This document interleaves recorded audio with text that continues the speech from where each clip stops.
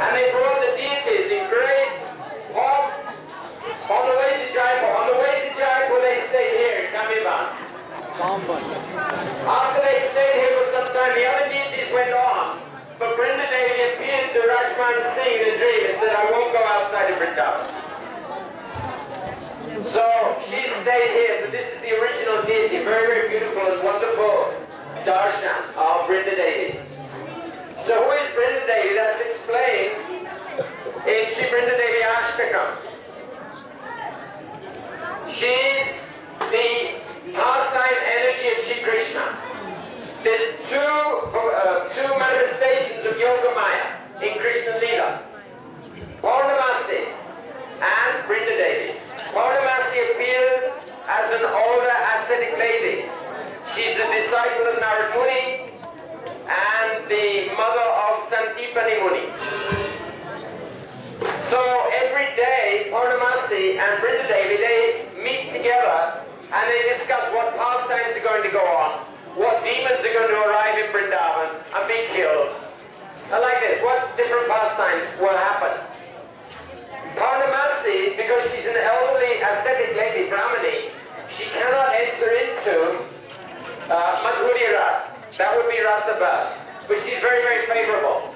For example, Madhava Mahotsav, when they had big festival for Abhishek for Srimati Radhika. So in the end, Radha and Krishna there alone, Purnamasi has made so many arrangements, and Purnamasi says, oh, I have to go and look after some cows. So she went and she left Radha and Krishna alone. She knows exactly what's happening. But Brinda Devi is not only appearance of Yoga Maya, she not only facilitates the pastimes. For example, in Brinda Devi Ashtakam, it said that she arranges what leaves will come, what flowers will come, what seasons will come, what birds will decorate the groves, what deer will decorate the groves where Radha and Krishna play.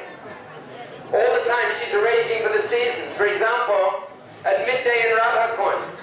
So the all the demigoddesses of the forest, and the 6 seasons, they all come to Brinda. And Brinda says, okay, spring, you go there. Autumn, you go there. Summer, you go into the waters of Radha Kund, so it'll be nice and warm for Radha and Krishna when they're playing in the water. So like this is the super theatrical director. Theatrical director. So how has she got this power? Because Srimati Radhika has given this power. Directly, she's given her dominion over the whole of Vrindavan to arrange all the pastimes. Srimati Radhika, she delegates. She's mad in love for Krishna. She can't manage at the same time. She can't even dress herself properly. She has the manjaris for that, dressing, decorating, feeding, supporting when they're going on Abhisar to meet Krishna. She can't manage. So she gives all the management to Brinda Devi. But Brinda Devi, not only does she manage all these things, but she also takes part in the pastimes. She sends messengers. She sends spy parrots. And the parrots, they tell, oh, Krishna somehow got ambushed on the way to meet with Srimati Radhika, and he's now somehow he's happened to be in the Kunja of Chandravali. So then Brinda Devi sends Rati Manjari, Rupa Manjari to rescue Krishna from that terrible place. Also, Radha and Krishna meeting in the forest somewhere. But Brinda Devi's parrots come and they say, Jotila Kotila coming! Jotila Kotila coming! Oh! So then they make some arrangements. So Krishna, Radha and Krishna playing, then Subal comes and he dresses up as Srimati Radhika, and then Subal and Krishna, they're fooling around, because Subal looks exactly like Srimati Radhika, only one prominent difference. So they're fooling around and then Jotila comes, aha! I caught you, you wicked girl! You're spoiling the reputation of our dynasty. And the Subal takes off his clothes, he says, oh, so embarrassing. So no more trouble for the next few days. Srimati Brinda Devi is so beautiful. Golden color, red cloth, like banduka flowers. And she gives devotion. Why do we come to Vrindavan? Like tourists? No. We've come to get something. We should understand when people worship a superior personality, they want something in return. Materially, they want, oh, please give me money, give me a good wife, give me a nice red car. This is Kamivan, be careful what you desire. We don't want to see all the devotees riding big red cars without bhakti after being here. So what do we want? When Lalita saw a swan, Sri Rupa Goswami is describing, she Hansadut. Lalita's gone to Jamuna to get water to fan and cool Srimati Radhika. And she meets a swan. So she offers obeisances to the swan. She says, please help us. So Rupa Goswami says this is not surprising because when we take shelter of a superior personality, they must give us shelter. So why have we come here? Like in the Tulsi Kirtan is described. The singer is describing, oh, I'm taking shelter of you, Vrindadevi, Tulsi. Tulsi is a manifestation in this world of Vrindadevi. I come to take shelter of you. Oh, why? Because I've heard that whoever takes shelter of you, you fulfill their desires. Well, that's true. So I have a desire. Oh, what desire do you have? I want to live in the groves of Vrindavan. I want to see the beautiful pastimes, the beautiful forms of Sri Radha and Krishna. Okay, okay. Anything else? Yes. I want to become a follower of the Sakis. Anything else? Well, yes, to become a follower of the Sakis, then I have to have Manjri Sarup. Oh, that's what you want. Yes, yes, that's what I want. Anything else you want? Yes, I want to serve them day and night. Anything else? Yes, I just want to float in the ocean of nectar praying to Radha and Krishna. So we come to Vrindadevi, it's described in Vrindadevi Ashtakam, that we can only get access to Vrindavan by the mercy of Vrindadevi. We can only get entrance into Rasa Leela by the mercy of Sri Vrindadevi. We can only get the service of Sri Radha and Krishna by the mercy of Sri Vrindadevi. And she's very, very merciful. So this prayer, Srila Vrindavan Das Thakur, he's written a very, very beautiful prayer. And the last verse we know, Srila Gurudev used to chant when he was giving katha. So we can repeat, Bhajavina Lakshay Shipta Sikama Nitarangabhajya Kripa Mahitam Sharanam Prapanna Vrinde Namaste Sarana Vrindam. We have no bhakti. I have no bhakti. But still I'm coming to the lotus feet of Sri Vrindadevi because she's very, very merciful. I'm being tossed around in the ocean of material existence. Huge waves of lust and anger throwing me here and there.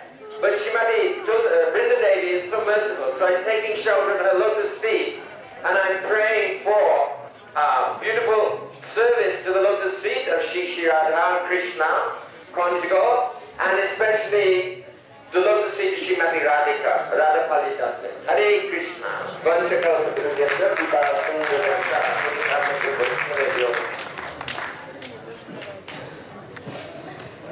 Om Jnanatimiram Dhasya Jnana Salakaya Chakshormilitam Jena Tasmai Sri Gurave Namah Gurave Gaurachandraya Radhikaya Istadale Krishnaya Krishna Bhaktaya Tadbhaktaya Namo Namo Vrindai Tulasi Devkai Priyai Kesavasya Krishna Bhakti Pradidevi Satyavatai Namo Namo Sri Krishna Chaitanya Prabhu Nityananda Sri Advaita Gadadhar Srivasadi Gaur Bhakta Vrinda Bala Hari Krishna Krishna Krishna Hari Hari Hari Ram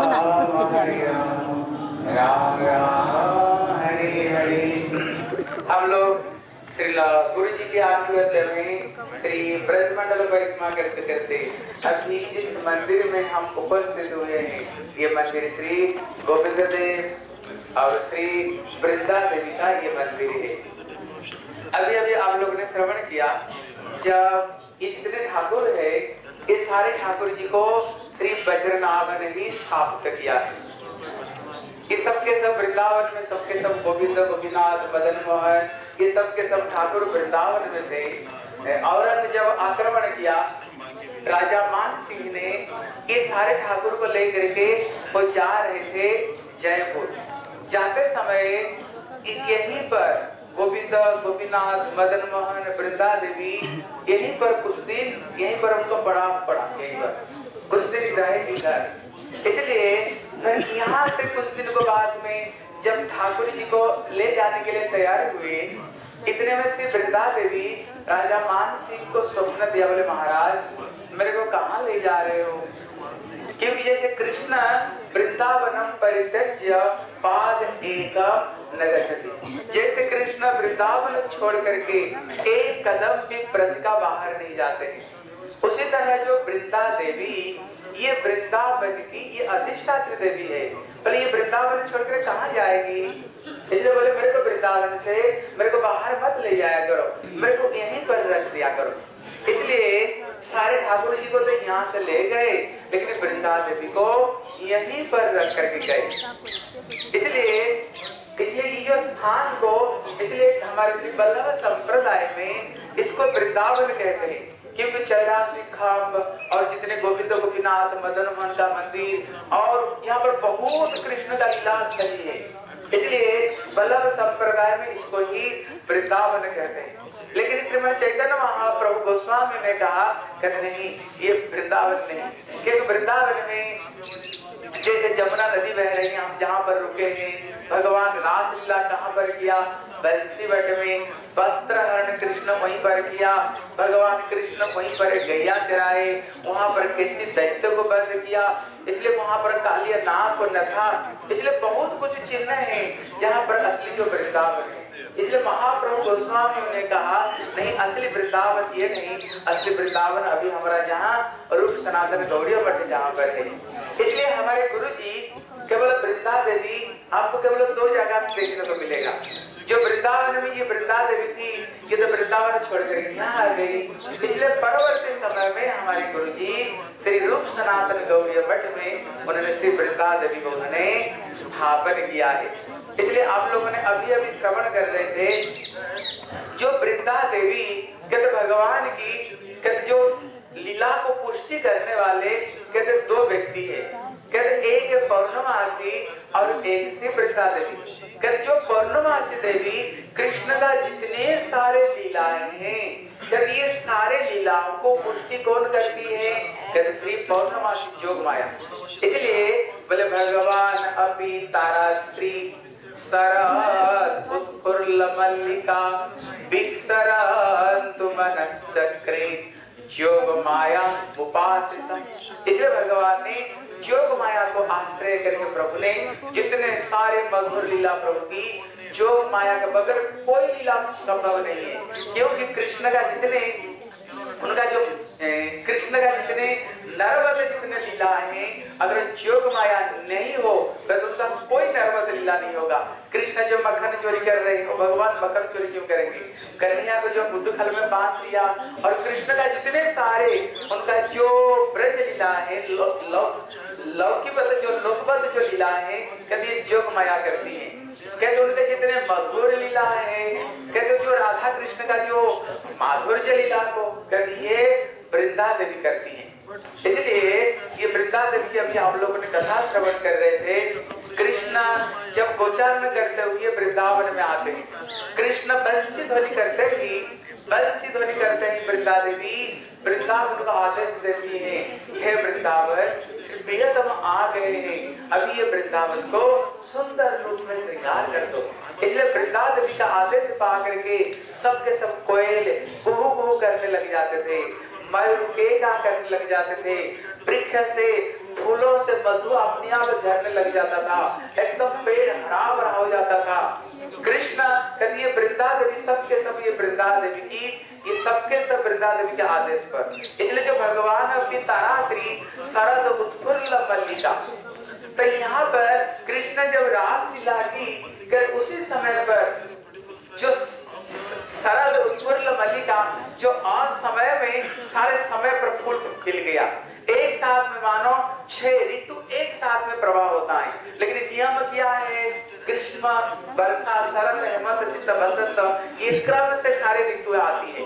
लेकिन कृष्ण जब रासलीला करते हैं सबके सब ऋतु एक साथ में प्रकट हो जाते हैं। कमल फूल खिलता है दिन में, सूर्य का किरण में, लेकिन कृष्ण लीला को पुष्टि करने के लिए कहते कमल रात में खिल जाता है। अलग अलग सीजन पर अलग अलग फूल खिलता है, लेकिन वृंदा देवी के आदेश पर एक साथ में सारे फूल, जूही, बेली, चमेली, माधवी एक साथ में सारे फूल खिल जाता है पृथ्वी में, क्योंकि कृष्ण लीला के लिए ये वृंदा देवी सबके सब पुष्टि करती है।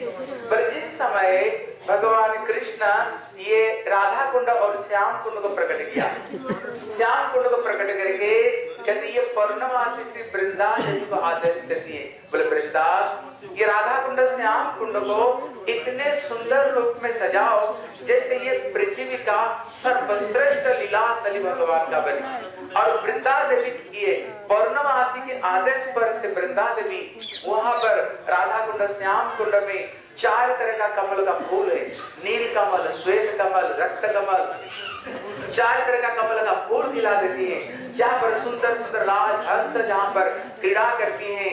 और राधा कुंड श्याम कुंड का 4 कोने में वहां पर झूला के लिए सुंदर सुंदर वृक्षों को प्रकट कर देती है, जहाँ पर राधा कृष्ण जब झूला झूलते हैं उनका परछाई पानी के ऊपर में पड़ता है। कहते वहां के जितने पक्षियों को आदेश देती हैं क्या करो, बोले राधा कृष्ण का गुण कीर्तन करो। इसलिए हम जो कीर्तन सुना, राधा कुंड तट पूज्य कुटीर गोवर्धन पर्वत जामुन तीर, और कीर्तन है चिंतामणि मय राधा कुंड तट ताहे कुंज सत सत। इसको कौन प्रकट करती है? कहती है वृंदा देवी ही फूलों का कुंज, पत्तों का कुंज अद्भुत रूप में राधा कुंड श्याम कुंड को ये वृंदा देवी ही सजाती है। और हमारे श्री भक्ति प्रज्ञान केशव गोस्वामी महाराज जो मंगल आरती कीर्तन लिखा है, ये संपूर्ण रूप में ये वृंदा देवी की सारे काम है। कहते मंगल श्री गुरु गौर मंगल मुरारी, मंगल श्री राधा कृष्ण युगल प्रीति, मंगल निशांत लीला मंगल उदय, मंगल आरती जागे भक्त हृदय। वहां पर जो कुसुमित सरोवरे कमल किल्लोल, मंगल सौरभ है पवन किल्लोल, कौन करता है? कहती है वृंदा देवी सुंदर सुंदर पुष्प खिलाती है, जिसका भीनी भीनी जिसकी सुगंध बहती है। और अभी कहते देखिया निशांतोदय वृंदा, देखिया अरुणोदय वृंदा देवी व्यस्त है कुंजे नाना रब कराइलो। जब वृंदा देवी देखती है अभी सूर्य उदय होने वाले, अभी श्री प्रिया प्रियतम अभी कुंज में विश्राम कर रहे हैं, अभी सब लोग उठने से पहले अभी राधा रानी को अभी जावट में जाना पड़ेगा और कृष्ण को अभी चला जाना पड़ेगा नंदगांव में। अभी राधा कृष्ण निकुंज में शयन कर रहे हैं और दोनों आनंद निद्रा में सोते समय अभी उनको जगाना पड़ेगा। उसी समय ये वृंदा देवी व्यस्त हुए, वृंदा देवी व्यस्त होकर के अभी उसको जाना पड़ेगा। अभी उन्होंने पहले ये पक्षियों का आदेश देते हैं। अभी पक्षियां क्या करती हैं, जैसे आप लोग मुर्गा जैसे कू कू कू, और कभी पक्षियां अपना पंखों को झाड़ने लगती हैं, जैसे ये आवाज कुंज में जाए और ये आवाज से प्रिया प्रियतम चली जाए।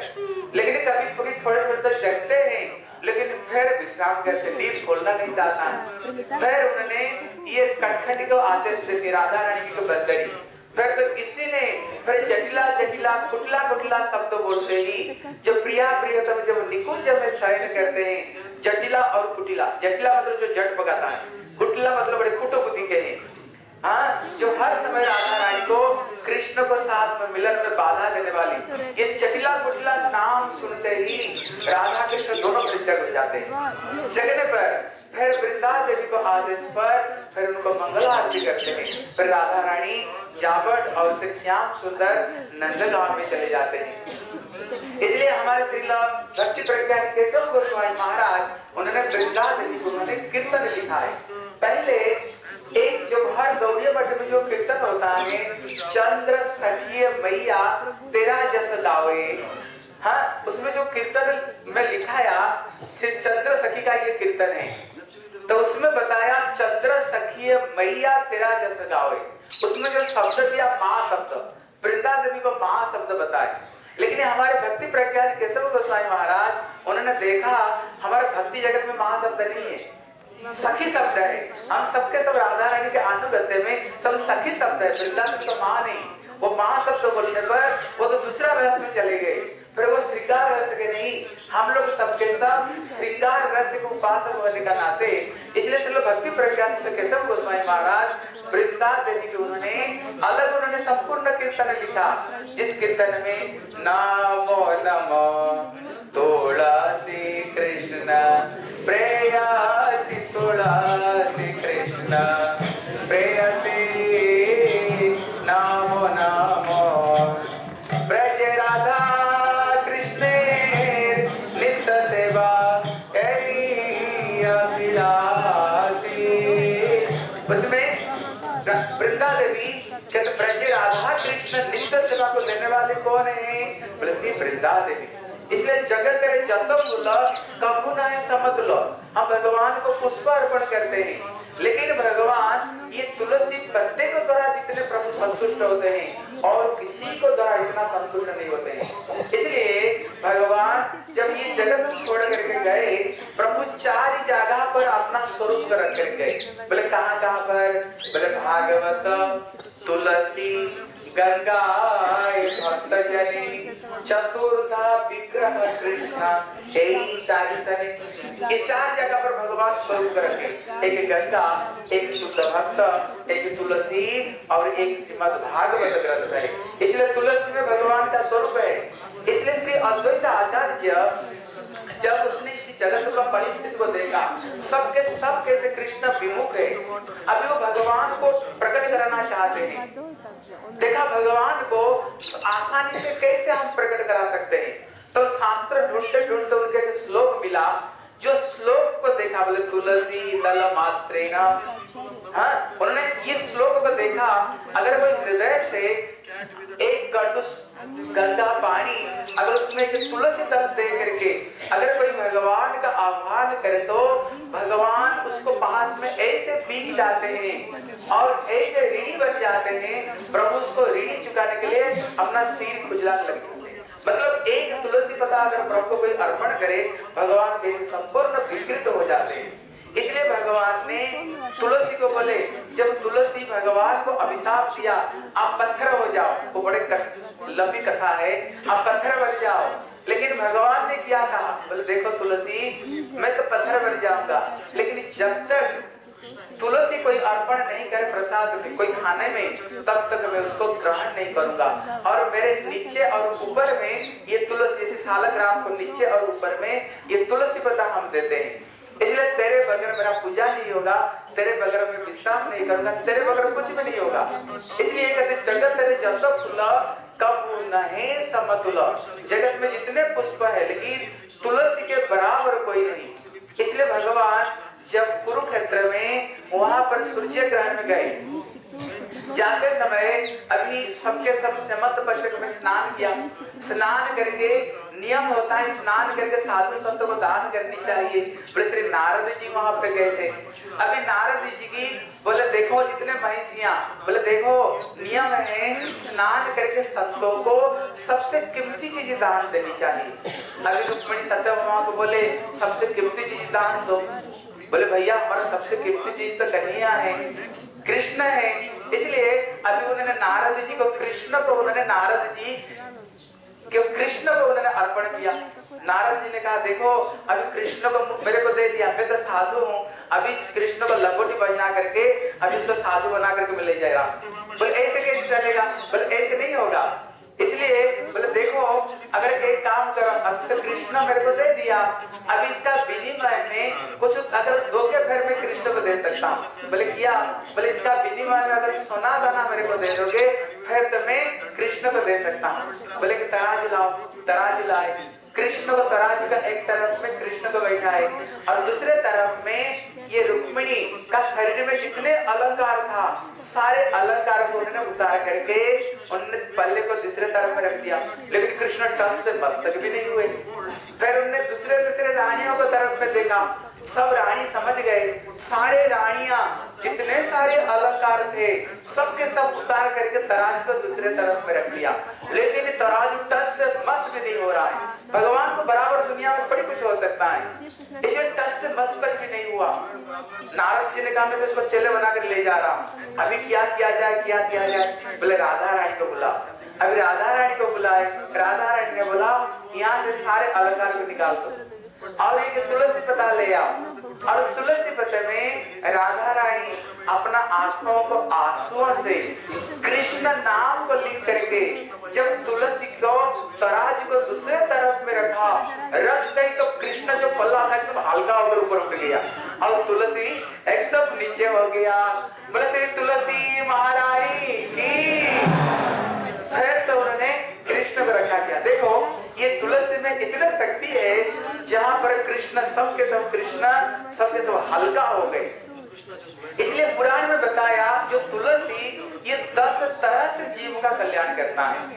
बोले दृष्टा स्पृश्या तथा ध्याता कीर्तिता नमिता श्रुता, बोले ये 10 तरह से जीव का कल्याण करती है। बोले कैसे? बोले दृष्टवा, बोले तुलसी को अगर कोई दर्शन करे, दर्शन करते ही सबके सब पाप नष्ट हो जाता है। स्पर्शा, बोले स्पर्श को द्वारा, जैसे तुलसी कष्टी हम शरीर में धारण करते हैं, ये स्पर्श को द्वारा ये जीव का कल्याण करता है। तथा ध्याता, अगर तुलसी को कोई ध्यान करे, बोले नमिता, नमिता मतलब प्रणाम करना। इसलिए हम सवेरे रोज 2-3 बार हम क्या करते हैं, परिक्रमा के बाद में, आरती के बाद में, बोले वृंदाई तुलसी देवई प्रियाई केशवस्य च कृष्ण भक्ति प्रद देवी सत्यवतई नमो नमः। इसको थोड़ा कल्याण करती है। रोमिता, अगर तुलसी वृक्ष को लगाए, बोले जो तुलसी वृक्ष लगाते हैं, बोले तुलसी वृक्ष नहीं अपना हृदय में कृष्ण भक्ति के बीज वो बो रहे हैं। इसलिए जो तुलसी की आरती करे, तुलसी में पानी दे, तुलसी को नीचे को लिपा पोता करके, तो 10 तरह से तुलसी ये जीव का कल्याण करती है। इसलिए हमारी भक्ति जगत में गर्ग संहिता में बताया ये राधा रानी को कृष्ण भक्ति मिला कैसे, बोले ये तुलसी सेवा करके। इसलिए राधा रानी यद्यपि ये लीला है, ये राधा रानी का ये तुलसी सेवा करके राधा रानी को ये कृष्ण और कृष्ण भक्ति केवल तुलसी सेवा से मिला। इसलिए ये तुलसी हर तरह से हमारे कल्याण करती हैं और कृष्ण प्रेम और कृष्ण भक्ति को देने वाले श्री तुलसी देवी। इसलिए हम लोग श्री तुलसी देवी को पास में आए, वृंदा देवी को पास में आए। इसलिए कभी ये वृक्ष नहीं, कभी ये गोलोक वृंदावन से सोए वृंदा देवी, ये वृक्ष रूप में हमारा जीव को कल्याण करने के लिए वृक्ष रूप में ये गोलोक वृंदावन से वृंदा देवी ये वृक्ष रूप में आए हैं। इसलिए हम उनको चरण में प्रणाम करते हैं, वो हमें कृष्ण भक्ति प्रदान करें और हमें कृष्ण की प्रेम प्राप्ति हो। हरे कृष्णा हरि बोल। नियम है हर जगह में पंडितों को कुछ प्रणाम देनी चाहिए। इसलिए आप लोग सभी गेट में हमारा ब्रह्मचारी खड़े हैं, गेट में कोई गया है, आप लोग जाते समय पंडा जी के लिए कुछ दे जाइएगा। नियम आते पांडा तरीके से दिता है, कोई गेट हमारे ब्रह्मचारी दाढ़ी आते जावा समय कुछ प्रणाम दी जाए।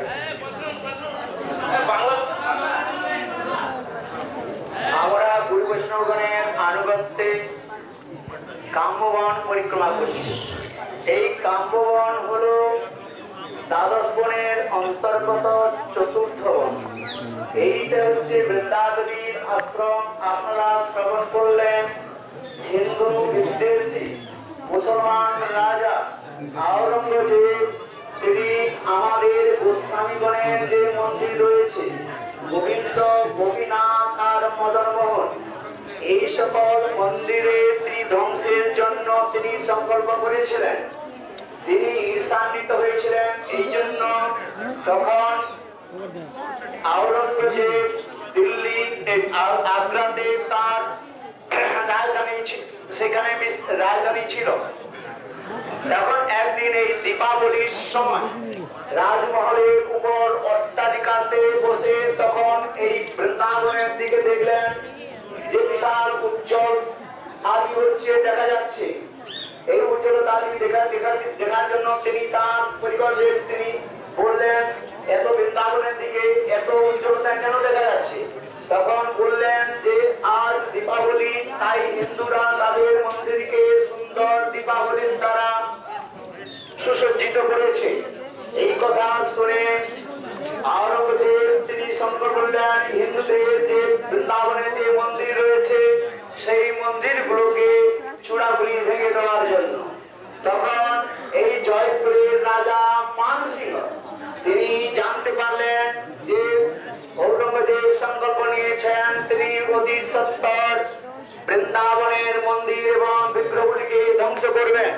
তখন জয়পুরের রাজা মানসিংহ তিনি রাত্রির মধ্যে বৃন্দাবনে বিশেষ করে 6 মন্দিরের 6 বিগ্রহকে নিয়ে তিনি জয়পুরের দিকে প্রত্যাগমন করলেন এবং সুন্দর গাড়ির মধ্যে তখন ওই ঘোড়ার ওই এসের গাড়িগুলো বয়েল গাড়ি মানে কি বলে বড়দের গাড়ির মধ্যে গোবিন্দ, গোপীনাথ, মদন মোহন এবং আর বৃন্দা দেবী এই 6 বিগ্রহকে নিয়ে তিনি চললেন।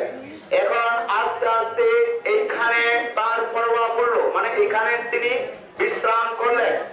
কিন্তু আশ্চর্য হলো রাত্রের মধ্যে তখন স্বয়ং বৃন্দা দেবী তিনি রাজাকে বললেন আমি বৃন্দাবন ছেড়ে ব্রজমন্ডল ছেড়ে আমি ব্রজের বাইরে যেতে চাই না, আমি এইখানেই থাকবো। তাই এইখানে বৃন্দা দেবী থেকে গেলেন আর 5টি বিগ্রহ নিয়ে তিনি জয়পুরে গেলেন। জয়পুরে আপনারা দর্শন করবেন গোবিন্দ, গোপীনাথ আর মদন মোহন। কিন্তু পরবর্তীকালে মদন মোহন তিনি করৌলিতে চলে যান।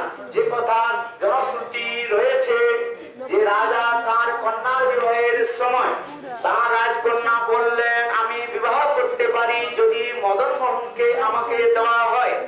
কিন্তু রাজা মদন মোহনের সঙ্গে এত প্রীতি ছিলেন যে তিনি দিতে রাজি হলেন না।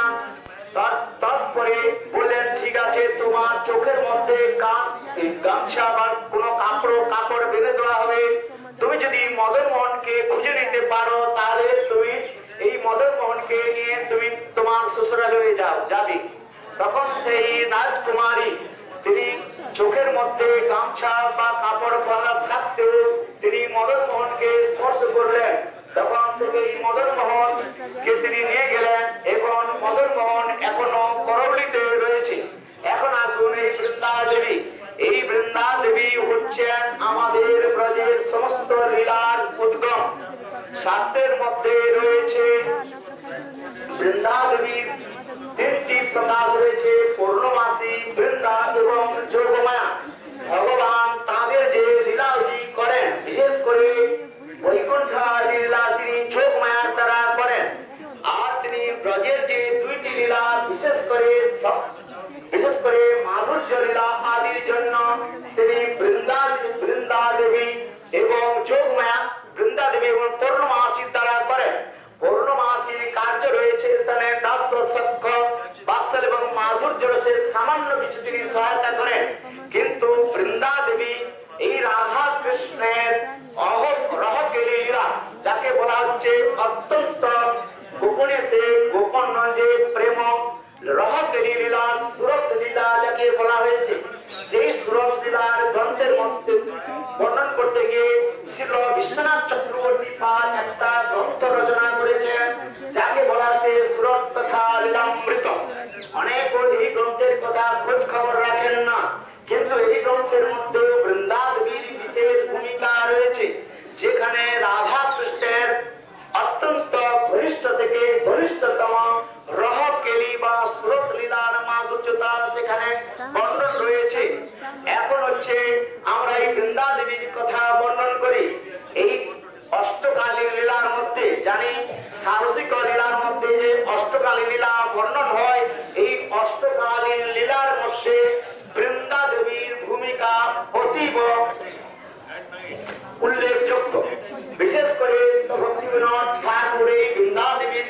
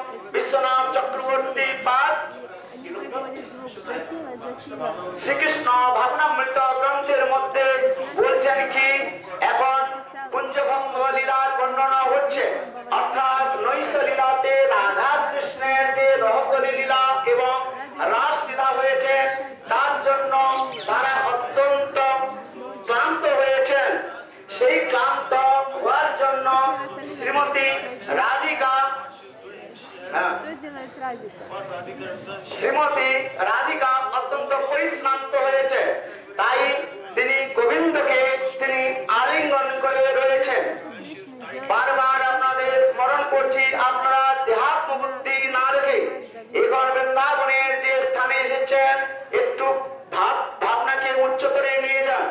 কনিষ্ঠ অধিকারী হলেও ভাবনাকে উন্নতি করুন। সেই তাই বলতে গিয়ে কি বলছেন, সেই নিভৃত নিকুঞ্জ কক্ষের মধ্যে আমাদের প্রাণ প্রাণেশ্বরী সর্বেশ্বরী শ্রীমতী রাধিকা এবং কৃষ্ণচন্দ্র তাদের অঙ্গের মধ্যে থেকে উজ্জ্বলিনী মণির মতো ছটা প্রবাহিত হচ্ছে, আর শ্রীমতী রাধিকার অঙ্গ থেকে পদ্মের অর্থাৎ স্বর্ণ কমলের মতো সেখানে ছটা প্রবাহিত হচ্ছে। এই দেখে মনে হচ্ছে যেন সেই নিকুঞ্জ সদন নীলমণি এবং পদ্মমণিতে যেন সৌন্দর্য মাধুর্য একত্রিত হয়ে সেই নিকুঞ্জ গৃহকে যেন আলোকিত করে রেখেছেন। এখন সখীগণ বাইরে রয়েছেন, এখন রাধা গোবিন্দ এক অপরজনকে আলিঙ্গন করে রয়েছেন বস্ত্রহীন অবস্থায়।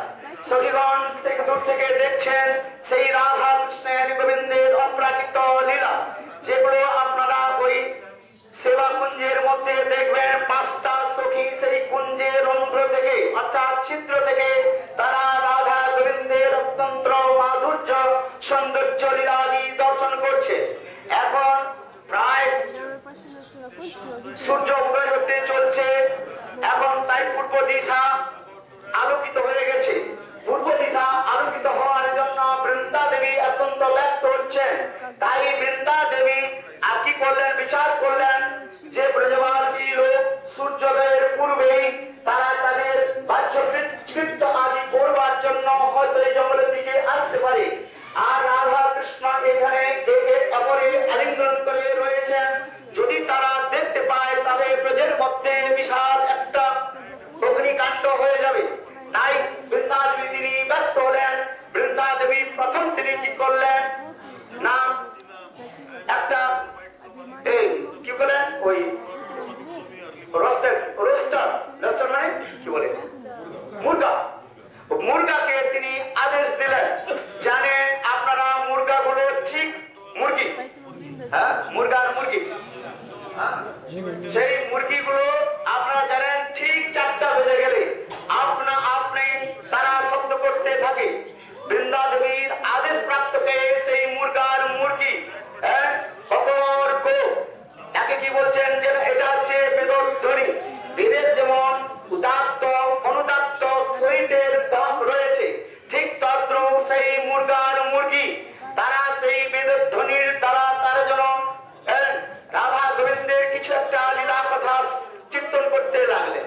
তাই দেখে কোন সখী বললেন, হে মুরগা, আমাদের এখন প্রাণকান্ত এবং প্রাণসখী শ্রীমতী রাধিকা বিশ্রাম করছে, তাদের বিশ্রামের যেন ব্যাঘাত করো না। যদি তোমরা তাদের নিদ্রায় ব্যাঘাত করো তাহলে তোমাদের জমলোকে যেতে হবে।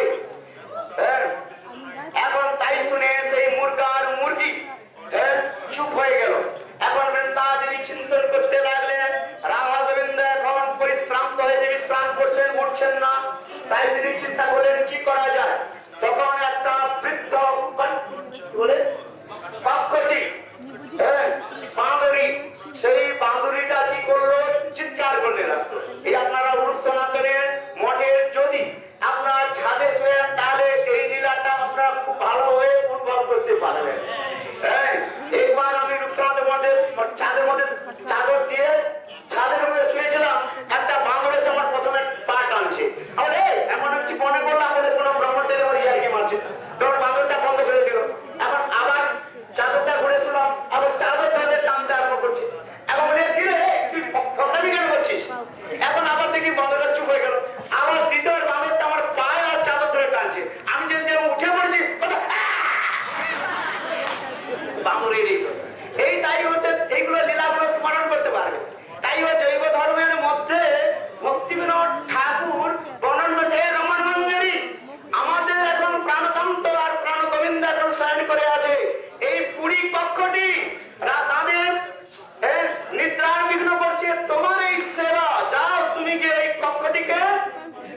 শান্ত করো।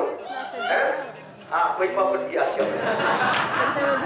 এখন কি হলো আসুন, এখন বৃন্দা দেবী আবার চিন্তা করলেন রমণ মঞ্জুরি, তো সেই কক্ষটিকে গিয়ে কিছু ভর্সনা করলেন। হ্যাঁ আপনারা জানেন যে রমণ মঞ্জুরি এই সেবাটা দিয়ে এসেছে। আমাদের মনবাড়ি গুরুদেব যখন আমাদের প্রথম যখন জৈব ধর্ম পড়াতেন না, ওই কথাটা যখন গুরুদেব বলতেন, মহারাজ যখন বলতেন, মহারাজের আঁখগুলো একবার লাল লাল হয়ে যেত আর চোখ থেকে জল পড়তো আর শরীরটা কেমন ওই কাঁপতো। যাক এই সকল লীলা কথা আমাদের মনে পড়ে। এখন আসুন কথা, এখন হচ্ছে বৃন্দা দেবী বিচার করলেন কি করা যায়, কেন বৃন্দা দেবীর হচ্ছে এইটা হচ্ছে দায়িত্ব, সেবা দায়িত্ব। এখন বৃন্দা দেবী কি করলেন না, আবার পক্ষীদের তিনি নির্দেশ দিলেন। সেই পক্ষীরা কি করলো, তারা সেই ওই থেকে বাসা থেকে পক্ষীর বাসা থেকে ঘোষণা থেকে নিকলদেরকে আদেরকে पंखा बजाय छाड़ने लगे, बाहर के तार घाट में खट्टर खट्टर शब्द करते लागलो। কিন্তু তাতেও রাধা গোবিন্দের ঘুম ভাঙছে না। তখন তারপরে বৃন্দা দেবী দেখলেন ধীরে ধীরে পূর্ব দিক দিশা উজালা হয়ে গেছে, উজালা হবে। তখন বৃন্দা দেবী কি করলেন, বৃন্দা দেবী বিচার করলেন এখন পূর্ব দিক প্রায় উজালা হয়ে গেছে, আলোকিত হয়ে গেছে। এখন ব্রজবাসী জন তাদের গৃহ থেকে আগমন করবেন।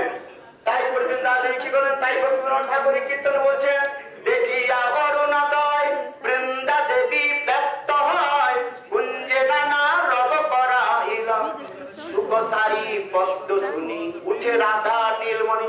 কি বলছেন, বৃন্দা দেবী যখন এই সুকর সারিকে তোতা আর মাইনা কে যখন আদেশ দিলেন, তখন তারা কি করলেন, রাধা গোবিন্দের লীলা কথাগুলো তার এত সুন্দর পদ্মাবলীর দ্বারা, কবিতার দ্বারা তারা কীর্তন করলেন। যখন সেই সংস্কৃত শ্লোকের মধ্যে রয়েছে, যখন কীর্তন করছেন, কি কীর্তনের মধ্যে বলছে তাৎপর্য কি, সূর্য যখন প্রথম উদিত হয়, সূর্যের যে কমল কমল যে কিরণ, সেই কিরণকে কি বলছে যে জটিলা, আপনাদের জটিল হয়। কিন্তু রাধারানী কি শুনলেন, জটিলা আসছে। এখন সেই সুখসারী বলছেন জটিল জটিল, কিন্তু রাধারানী ঘুমের মধ্যে যেন শুনতে পেলেন যে জটিল আসছে। এখন রাধারানী ভয়ে উঠে পড়লেন, আর উঠে যাওয়ার জন্য কৃষ্ণ উঠলেন। তখন মঞ্জুরিগণ প্রথমে সেই কুঞ্জের মধ্যে প্রবেশ করলেন, আর রাধা গোবিন্দে তাদের কি করলেন, যে বস্ত্রগুলোকে পরিয়ে দিলেন। মঞ্জুরিদের কাছে কতগুলো সেবা রয়েছে, তাম্বুল অর্পণম পাদমোদনম পয়োদানম বিসারে চিন্তারণ নমস্কারম প্রাণপৃষ্ঠ সখিলাত সংকোচা ভূমিকা তম রাধিকা একদম রূপমঞ্জুরি দাসগম সংশ্রয়, যেগুলো আমাদের শ্রী রঘুনাথ দাস গোস্বামী মঞ্জুরিগণের যে সেবার বিশেষ একটা পরিপাটি রয়েছে, তাই প্রথমে মঞ্জুরিগণে প্রবেশ হল। তখন রাধা গোবিন্দের কাপড়গুলো যথাযথ স্থানের মধ্যে তারা রাখলেন, তাকে বলেছে বস্ত্র সংস্কার, গৃহ সংস্কার আদি করলেন। তারপরে প্রাণপৃষ্ঠ সখীগণ ললিতা বিশাখা আদি তারা প্রবেশ করলেন এবং রাধা গোবিন্দকে সুন্দর রূপে আরো অলঙ্কার আদি দ্বারা সাজালেন। তারপরে সেই কুঞ্জের মধ্যে রত্ন সিংহাসনেতে রাধা গোবিন্দকে তারা বসিয়ে তারা আরতি করলেন। যেটা আপনারা জানেন, নিত্য আমরা ওই মঙ্গল আরতি যে কীর্তন করি, যে মঙ্গল আরতি ছিল পরম গুরু মহারাজ ভক্ত প্রধান কেশব গোস্বামী মহারাজ অত্যন্ত সুন্দর তার সার মর্মকে, অর্থাৎ গোবিন্দ লীলামৃত এবং কৃষ্ণ ভাবনামৃতে যে রাধা গোবিন্দের যে প্রাতকালের কুঞ্জভঙ্গের লীলাকে সেখানে বর্ণন করেছেন।